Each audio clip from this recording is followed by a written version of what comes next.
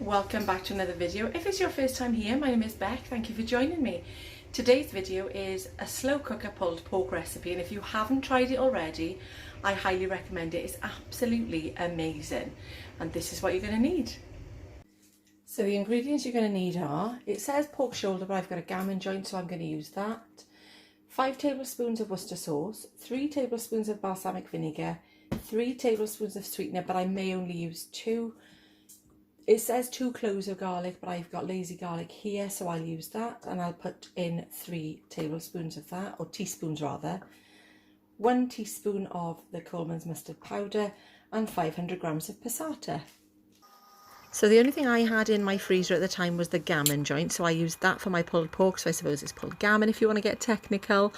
But I removed all the visible fat from the gammon joint, and then you mix all of the ingredients that I mentioned earlier into a pan and then leave that simmer for about 15 minutes. Now I did actually, with the sweetener, only have a tiny bit in the bottom, but I added the tablet sweeteners because that's what else I had in the house at the time.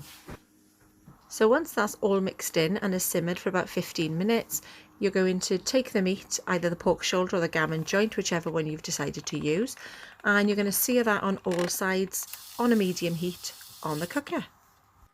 And then once that's been seared on all sides, you're going to pop it into the slow cooker, and I put mine on low because it's going to be in there for such a long time. I think the recommended from the Slimming World website, where I got my recipe, was between 8 and 12 hours, and mine was in there for approximately 10 and came out and it was falling apart. It was absolutely beautiful.